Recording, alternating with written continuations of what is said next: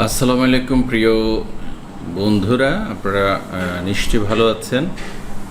Market যে গতিতে আগাচ্ছে, মার্কেটে যে পরিমাণ ভলিউম হচ্ছে, সাথে যেভাবে শেয়ারের দাম বাড়ছে, আমরা দীর্ঘদিন এরকম মার্কেটের প্রত্যাশায় ছিলাম। গত 3 দিন হয়তো আমাদেরকে একটু বিরক্ত করেছে মার্কেট, আমরা কিছুটা কনফিউজড হয়েছিলাম, কিন্তু আজকে সমস্ত কনফিউশনকে একেবারে তুড়ি মেরে উড়িয়ে দিয়েছে আজকে বাজার। সেখানে ফান্ডামেন্টাল লো ফেড থেকে শুরু করে যা ছিল সব ধরনের শেয়ারের দাম বেড়েছে। এটা বাজারের জন্য অনেক বেশি পজিটিভ, কারণ শুধুমাত্র লো ফেড জাঙ্ক দিয়ে যেরকম বাজার চলে না, শুধুমাত্র ফান্ডামেন্টাল দিয়েও বাজার চলে না। তো যেই টাইপের শেয়ারগুলো কয়েকদিন থেকে দাম বাড়তে পারেনি, সেগুলোর দাম আমরা আজকে বেশি বাড়তে দেখেছি। তো চলুন, আমরা 5116 পয়েন্টের বাজার দেখতে পেয়েছি আজকে। 54.6 পয়েন্টস, প্রায় 55 পয়েন্টস বেড়েছে। 734 কোটি টাকার ট্রেড হয়েছে, যেটা গত 6 মাসের ভিতরে সর্বোচ্চ। আর 653 কোটি টাকা গতকালকে হয়েছে, যেটা এর আগের দিনের চাইতে 100 কোটি টাকা বেশি ছিল। তো প্রতিদিন 100 কোটি টাকা করে শেয়ার ইনভেস্টমেন্ট বাড়ছে। ম্যাটারটা আসলে এরকম না, প্রতিদিনই শেয়ারের দাম বাড়লে প্রতিদিনই শেয়ার বেচা কিনা হবে, প্রফিট টেক করবে, এমনকি অন্য শেয়ারে যখন কনভার্ট হবে তখনই কিন্তু আমাদের বাজারের লেনদেনটা বেড়ে যায়। আর কিছু কিছু বিনিয়োগ তো অবশ্যই বাজার ভালো থাকলে আসে, সেটা আমাদের প্রত্যাশা মোতাবেক হয়েছে। তো আমরা আজকে মার্কেটের ইন্ডেক্সটা আলোচনা একটু করি। ইন্ডেক্সকে আমরা গতকালকেও খুব ঝামেলাপূর্ণ মনে হয়েছিল যে কোনো দিকে যেতে পারে, সেটার জন্য যাওয়ার জন্য আমরা এর আগের যে হাইগুলো ছিল 5092-93, সেই হাইগুলোকে আমরা বারবার প্রাধান্য দিয়েছি। কারণ প্রথম যেদিন হাইটাতে গেছে গত 10 জুলাই, সেদিনের পরে গত 3 দিন একবারও কিন্তু এই পয়েন্টসটাকে টাচ করতে পারেনি, টাচ না করে বরঞ্চ উপরে গিয়ে নিচে চলে আসে।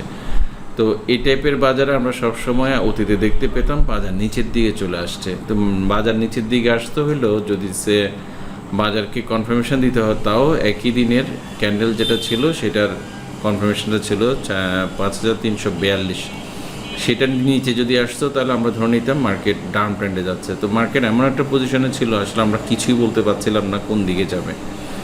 তো আজকে মার্কেট যেভাবে ক্যান্ডেলস্টিক প্যাটার্নটা তৈরি করেছে, একদম মানে অনেকগুলো রেসিস্ট্যান্সকে ব্রেকআউট করে একটা জায়গায় গিয়ে দাঁড়িয়েছে। এটা ছাড়াও আমাদের দীর্ঘমেয়াদী যে একটা লং টার্ম ডাউন ট্রেন্ড বাজার একটা চ্যানেল হিসেবে আমরা ট্রেন্ড লাইন হিসেবে ড্র করে রেখেছিলাম, সেটাকেও আজকে টাচ করেছে, ইয়েলো কালারের যে কালারটা। তো সেটা আগামী দিন আমরা আশা করছি এটাকে ব্রেকআউট করে চলে যাবে, এটাই প্রত্যাশা। তো এই এতটুকু ব্রেকআউট করে চলে যাওয়ার পরে বাজারে আসলে আর কোথায় কোথায় বাধা আছে, তো যেভাবে করে মার্কেট বাড়ছে আমরা বাধাগুলোকে আসলে অনেক বড় করে দেখছি না আর। যেমন এখানে একটা বড় ধরনের একটা বাধা আছে, সেই বাধাটা অতিক্রম করতে হইলেও আমাদের বাজারকে মোটামুটি আরও শক্তিশালী করে উপরে উঠতে হবে। তো সেটার জন্য 5300-তে একবার একটা বাধা আছে, তারপরে হচ্ছে আবার 5450-এ আছে। কিন্তু আপনাদেরকে একটা জিনিস দেখানোর দরকার আছে, আমি ছোট ছোট বাধাগুলা একটু দিয়ে রাখি। এই যে একটা ট্রেন্ড লাইন ড্র করলাম লং টার্ম হাইগুলোতে, সেটার এক্স্যাক্টলি 5650-এর কাছাকাছি একটা জায়গায়। তো আমরা ধরে নিচ্ছি মার্কেট যেভাবে যে গতিতে আগাচ্ছে, হয়তো মাঝে মাঝে একটু স্লো হবে, একটু কারেকশান হবে হালকা, তারপরে কিন্তু মার্কেট আবারও গতিময়তা পাবে। আর আমরা যেভাবে মার্কেটের গতিশীলতা দেখতে পাচ্ছি, বাজার সহসাই আর পিছনের দিকে ফিরে আসবে না, এটা আমরা ধরে নিচ্ছি। কিন্তু আমাদের মার্কেট 5300 পয়েন্টস পার নাও করা পর্যন্ত এখানে বড় ধরনের একটা সাইডওয়েজ মুভমেন্ট ছিল। এই জায়গাটা অতিক্রম না করা পর্যন্ত আসলে আমরা পার্মানেন্টলি বলবো না যে মার্কেট আপ ট্রেন্ডে চলে গেছে। এই হচ্ছে আমাদের ইন্ডেক্সের পজিশন। ইন্ডেক্সের সামনে রেসিস্ট্যান্স খুব বেশি নাই, সেটা হচ্ছে 5174 পয়েন্টসে আছে আর একটা ছোটোখাটো বাধা। আর এখন চলুন আমরা আমাদের কিছু শেয়ার নিয়ে আলোচনা করি। যেমন আমরা কিছুদিন আগে নাইক্যাপ নিয়ে কথা বলেছিলাম। নাইক্যাপটা এখন দেখানোর একটা কারণ আছে, সেটা হচ্ছে নাইক্যাপ যে দীর্ঘ মেয়াদী পতনে চলে গিয়েছিল, আমরা এর প্যাটার্নগুলো যদি রিকগনাইজ করতে পারি তাহলে দেখা যায় এই জায়গাটা যখন ভাঙে 19 টাকায়, তখন এটা একটা পার্মানেন্ট লোতে চলে গেছে, যেটা ডাউন ট্রেন্ড কনফার্ম করে ফেলেছিল। ধীরে ধীরে মার্কেট উত্থানের সাথে সাথে এটা একবার হঠাৎ করে বাড়ে, তখন কিন্তু মার্কেট বাড়াও স্টার্ট করেনি। এরকম একটা সময় সে 19 টাকাকে অতিক্রম করে মার্কেট কিন্তু 22 টাকার কাছাকাছি চলে গিয়েছিল। তারপর আবারও কারেকশান হয়েছে। এখন গত 2 দিন আমরা মার্কেটকে যেভাবে দেখেছি বাড়তে, এই শেয়ারটাকে উইথ ভলিউম, বাজারেরও ভলিউম বেশি, শেয়ারগুলোরও এখন কিন্তু ভলিউম অনেক হাই।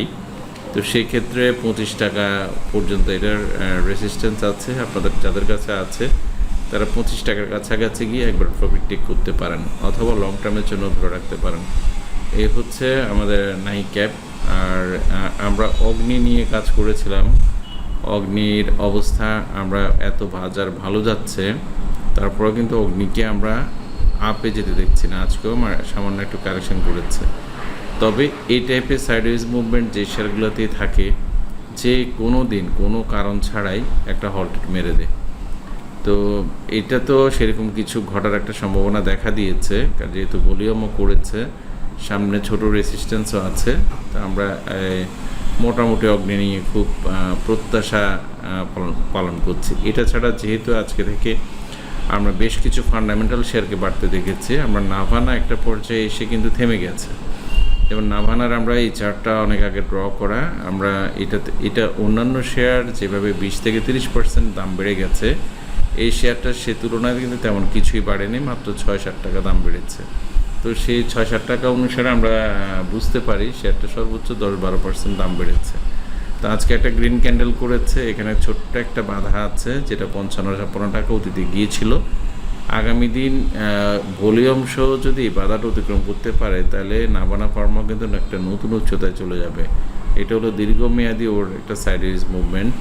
তো এই সাইডওয়েজ মুভমেন্টটা কেটে উপরের দিকে যাবে। এটা ছাড়া আমরা মেঘনা লাইফ নিয়ে কাজ করেছি। মেঘনা লাইফ আপনাদের যাদের কাছে ছিল তারা জানেন, আমরা যদিও আর একটু আগে আমরা এটা থেকে নেমে গেছি প্রায় 50 টাকার কাছাকাছি জায়গায়। এখন এটা সামান্য কারেকশন করে কিন্তু আবার উপরের দিকে যাচ্ছে। তো এটারও একটা রেসিস্ট্যান্স আছে 56 টাকায়। আমরা আশা করছি 56 টাকা যেভাবে বাড়ছে, যে ভলিউম সহ 56 টাকা যে কোনো দিন অতিক্রম করে ফেলবে, কারণ প্রতিটা লাইফে কিন্তু দাম বাড়ছে। তো এইভাবে করে আপনারা যদি শেয়ার সিলেকশন করেন তাহলে খুবই ভালো। আমরা আমাদের এক বিনিয়োগকারী যার KNQ আছে, KNQ আমাকে অ্যানালাইসিস দিতে বারবার বলেছিলেন।